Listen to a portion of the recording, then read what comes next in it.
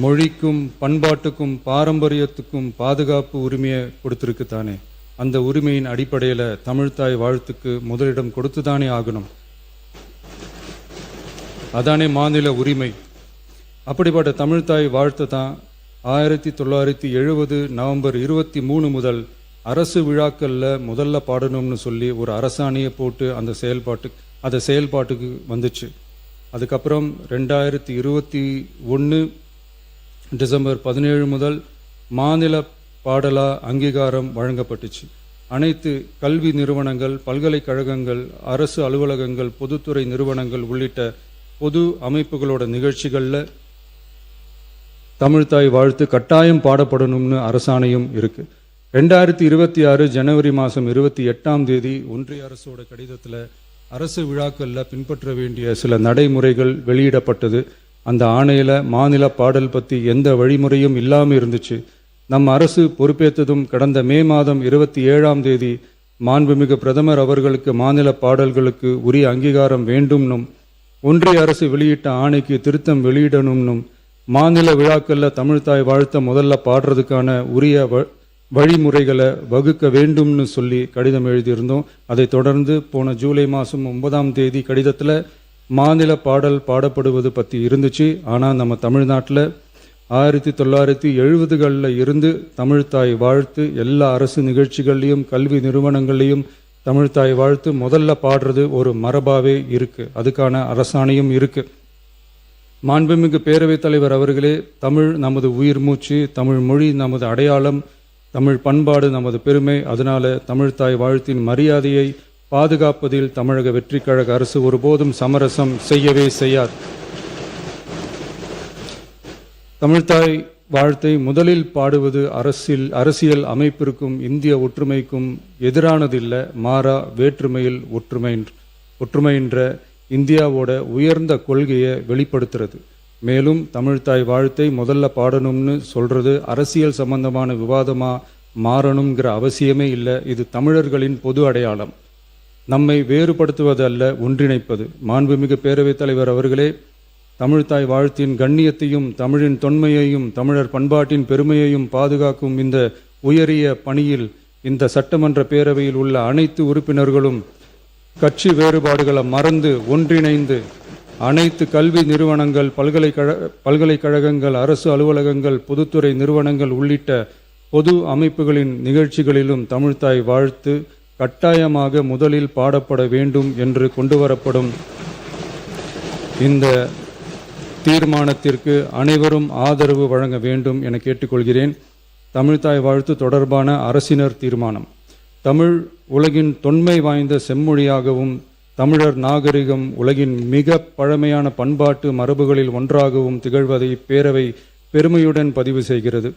மனோன்மணியம் சுந்தரனார் அவர்களால் 1891 எழுதப்பட்ட மனோன்மணியம் என்ற நாடக நூலின் பாயிரத்திலிருந்து எடுக்கப்பட்ட தமிழ்த்தாய் வாழ்த்து 1970 நவம்பர் 23 முதல் அரசு விழாக்களில் முதலில் பாடப்பட வேண்டும் என அரசாணை வெளியிடப்பட்டு செயல்பாட்டுக்கு வந்துள்ளது. 2021 டிசம்பர் 17 முதல் மாநில பாடலாக அதிகாரப்பூர்வ அங்கீகாரம் வழங்கப்பட்டு தமிழ்நாட்டில் அமைந்திருக்கும் அனைத்து கல்வி நிறுவனங்கள், பல்கலைக்கழகங்கள், அரசு அலுவலகங்கள், பொதுத்துறை நிறுவனங்கள் உள்ளிட்ட பொது அமைப்புகளின் நிகழ்ச்சிகளிலும் நிகழ்வு தொடங்குவதற்கு முன் தமிழ்த்தாய் வாழ்த்து கட்டாயம் பாடப்படும் என்று ஆணையிடப்பட்டுள்ளது. இந்நிலையில் ஒன்றிய அரசின் உள்துறை அமைச்சகத்தால் 2026 ஜூலை மாதம் 9 கடிதத்தில் மாநில பாடல் பாடப்படுவது குறித்து தெரிவிக்கப்பட்டுள்ளது. தமிழ்நாட்டில் 1970களில் இருந்து அனைத்து அரசு நிகழ்ச்சிகளிலும் கல்வி நிறுவனங்களிலும் தமிழ்த்தாய் வாழ்த்து பாடல் முதலில் பாடப்படுவது மரபுத்தன்மையாகவும் அரசாணைகளின் வாயிலாகவும் பின்பற்றப்பட்டு வருகிறது. ஆகவே தமிழ்த்தாய் வாழ்த்து தமிழ் மொழிக்கும் தமிழர் பண்பாட்டிற்கும் செலுத்தப்படும் மரியாதையின் வெளிப்பாடாகும் என்பதை இப்பேரவை வலியுறுத்துகிறது.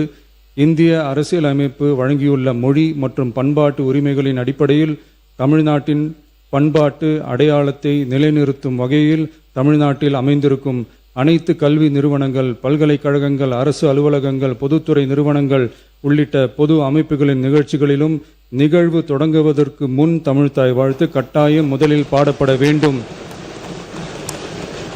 என தமிழ்நாடு சட்டமன்ற பேரவை ஏகமனதாக தீர்மானிக்கிறது என்ற தீர்மானத்தை நான் முன்மொழிகிறேன். அனைத்து கட்சிகளை சார்ந்த உறுப்பினர்களும் இந்த தீர்மானத்தை ஒருமனதாக நிறைவேற்றி தர வேண்டுகிறேன். நன்றி, வணக்கம்.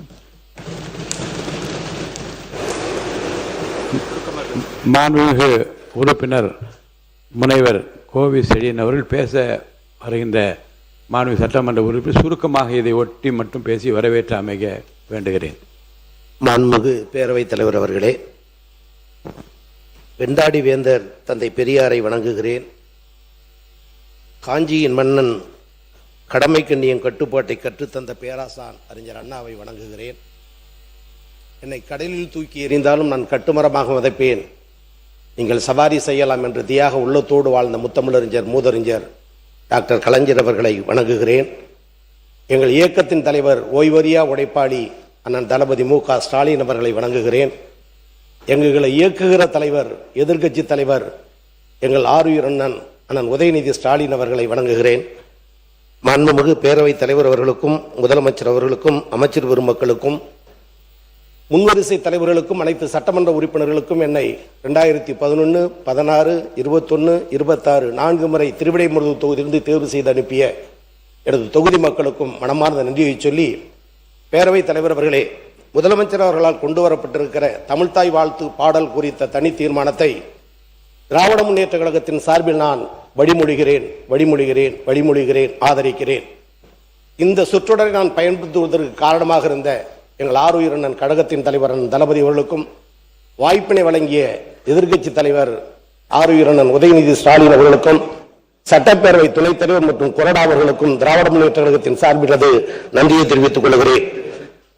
மனோன்மணியம் சுந்தரனார் எழுதிய தமிழ்தாய் வாழ்த்து பாடல் 1891 தாயிரம் என்ற பாடலில் எழுதப்பட்ட வரிகள். அருமையான சொற்றொடர்கள். இன்றும் இளமை குறையாத மொழி தமிழ் மொழி என்பதை நிரூபித்த பாடல். இப்பாடல் 1970 மாண்புமிகு முதலமைச்சர் தந்திருக்கிற தனி தீர்மானத்தின்படி 11/3/1970 தமிழ்தாய் வாழ்த்து பாடல் அரசு நிறுவனங்களில், பள்ளிகளில், கல்லூரிகளில், பொது நிறுவனங்களில், பல்கலைக்கழகங்களில் பாடிட வேண்டும் என்று அந்த பாடலை முதலில் அரசாணை வெளியிட்டு இதுதான் தமிழ்தாய் வாழ்த்து பாடல் என்று பாட வைத்த தலைவர் முத்தமிழறிஞர் அன்பு தலைவர் டாக்டர் கலைஞர் அவர்கள். தமிழ் மொழிக்கென்று சில சிறப்புகள் உண்டு. தாயை பழித்தவனை யார் தடித்தாலும் விடேன், தமிழை பழித்தவனை தாய் தடுத்தாலும் விடேன் என்று வீர பெருமை பேசுகிற தமிழர்களாகிய நாம் இன்னைக்கு தமிழ்தாய் வாழ்த்து பாடலுக்கு 3ஆம் இடம் என்று சொல்லுகிற பொழுதுதான் மிகுந்த அவமானத்துக்குரியவர்களாக மாறினோம்.